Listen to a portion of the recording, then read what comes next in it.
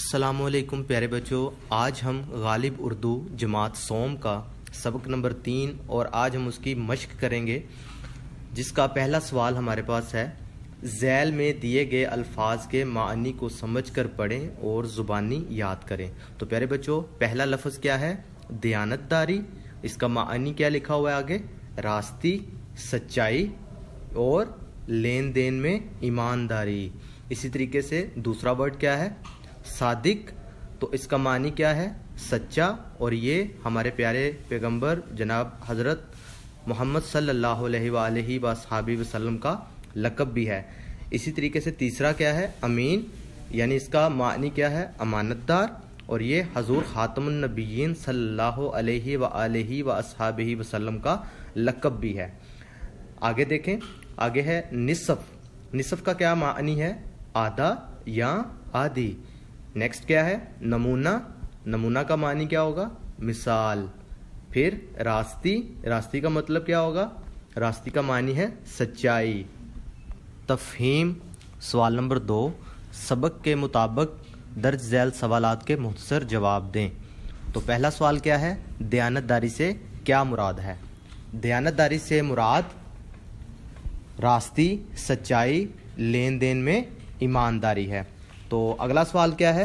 اس سبق سے آپ نے کیا سیکھا؟ تو پیارے بچوں، اس سبق سے آپ نے ہمیشہ سچ بولنا اور لین دین میں ایمانداری سے کام لینا سیکھا۔ اس سے اگلا سوال کیا ہے؟ پیارے نبی خاتم النبیین صلی اللہ علیہ وآلہ وصحبہ وسلم نے غلام کو لنگڑے اونٹ کے بارے میں کیا ہدایت کی؟ تو پیارے بچوں، نبی کریم صلی اللہ علیہ وآلہ وسلم نے اپنے غلام کو تاکید کی کہ میری غیر موجودگی میں اگر کوئی اسے خریدنے کے لیے آئے تو اس لنگڑے اونٹ کے بارے میں ضرور بتا دینا۔ اگر پھر بھی کوئی خریدنا چاہے تو اس سے لنگڑے اونٹ کی نصف قیمت وصول کرنا۔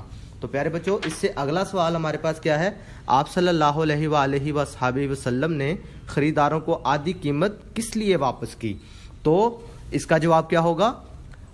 غلام نے خریداروں سے لنگڑے اونٹ کی بھی پوری قیمت وصول کر لی تھی، اس لیے آپ صلی اللہ علیہ وآلہ وسلم نے خریداروں کو آدھی قیمت واپس کر دی۔ اگلا سوال کیا ہے؟ پیارے نبی خاتم النبیین صلی اللہ علیہ وآلہ وصحبہ وسلم کو صادق اور امین کے لقب سے کس وجہ سے پکارا جاتا تھا؟ تو پیارے بچوں، اس کا جواب کیا ہوگا؟ آپ ہمیشہ سچ بولتے تھے اور یہاں تک کہ کفار کی امانتوں کا بھی خیال رکھتے تھے، اس وجہ سے آپ صلی اللہ علیہ وآلہ وصحبہ وسلم کو صادق اور امین کے لقب سے پکارا جاتا تھا۔ سوال نمبر 3، سبق کے مطابق خالی جگہ پر کیجیے۔ تو اس کا الف جز ہے، مدینہ منورہ کی طرف ہجرت کے موقع پر کفار مکہ کی ڈیش آپ خاتم النبیین صلی اللہ علیہ وآلہ وصحبہ وسلم کے پاس پڑھی تھی۔ تو یہاں پر کیا آئے گا؟ امانتیں۔ بے جز دیکھیں اس کا، حضرت علی کرم اللہ وجہ الکریم نے آپ خاتم النبیین صلی اللہ علیہ وآلہ وصحبہ وسلم کے حکم کی ڈیش فرمائی، تعمیل۔ جیم جز میں کیا آئے گا؟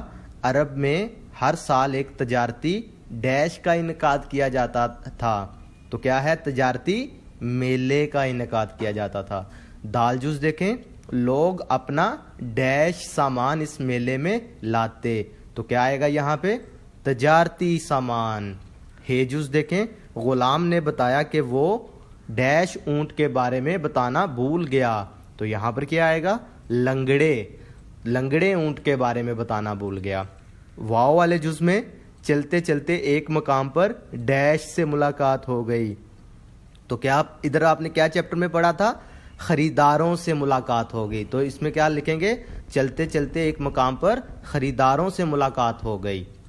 آؤ بات کریں سوال نمبر 4، سبق میں دیا گیا واقعہ اپنے الفاظ میں مناسب لب و لہجے اور درست تلفظ کے ساتھ اپنے ساتھیوں کے سامنے بیان کیجیے۔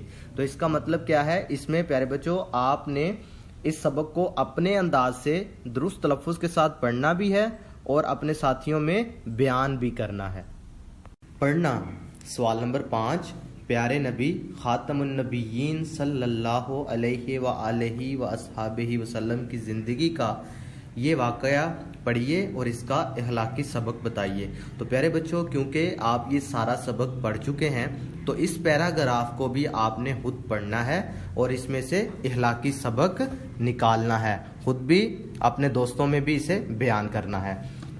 آگے زبان شناسی، سوال نمبر 6، واحد اور جمع کی جوڑیاں بنائیں، پھر واحد جمع الفاظ کی مدد سے جملے مکمل کیجئے۔ تو آپ کے پاس یہ کچھ الفاظ دیے گئے ہیں تو آپ نے یہ خالی جگہ میں لگانے ہیں۔ اب اس کا اگر الف جز دیکھو تو لکھا ہے ارشد کی ایک ڈیش بیمار اور باقی ڈیش صحت مند ہے۔ تو اگر آپ ان میں سے دیکھو تو کون سا ورڈ جو ہے آپ کو لگتا ہے، کون سا لفظ اس میں زیادہ اچھا ہے؟ تو ادھر ہم کیا لکھیں گے، ارشد کی ایک مرغی بیمار اور باقی مرغیاں صحت مند۔ تو ادھر سے پتہ چلا مرغی واحد ہے اور مرغیاں جمع۔ اسی طرح بے جز دیکھیں تو بھائی ایک ڈیش تم لے لو اور باقی ڈیش ڈبے میں رکھ دو۔ تو اگر ادھر اس میں سے ان دیے گئے الفاظ میں سے ہم دیکھیں تو ادھر اچھا لفظ کیا لگ رہا ہے، صحیح لفظ کیا ہے، ٹافی۔ تو اس میں کیا پڑھیں گے، بھائی ایک ٹافی تم لے لو اور باقی ٹافیاں ڈبے میں رکھ دو۔ جیم جز دیکھیں، رابعہ نے نئے خریدے، یہاں سے ہی پتہ چل رہا ہے کیا آئے گا، جوتے۔ رابعہ نے نئے جوتے خریدے مگر اس کا ایک کھو گیا، ڈیش ایک کھو گیا۔ تو ایک جوتے کی واحد کیا ہوگا، جوتا۔ تو رابعہ نے نئے جوتے خریدے مگر اس کا ایک جوتا کھو گیا۔ دال جز دیکھیں، سارے گر کر ٹوٹ گئے، سارے ڈیش گر کر ٹوٹ گئے۔ تو ادھر کیا آئے گا، پیالے۔ سارے کا لفظ آپ کو بتا رہا ہے کہ ادھر جمع کا لفظ استعمال ہوگا، سارے پیالے گر کر ٹوٹ گئے۔ اب پیالے جمع ہے تو اس کے واحد کیا ہوگا، پیالہ۔ صرف ایک ڈیش باقی بچا تو کیا آئے گا یہاں پہ، پیالہ، صرف ایک پیالہ باقی بچا۔ آگے دیکھیں، آؤ کام کریں، سوال نمبر 7، حضرت محمد رسول اللہ خاتم النبیین صلی اللہ علیہ وآلہ وآصحابہ وسلم کی صداقت کے موضوع پر 1 منٹ کی تقریر تیار کیجئے اور جماعت کے سامنے پیش کیجئے۔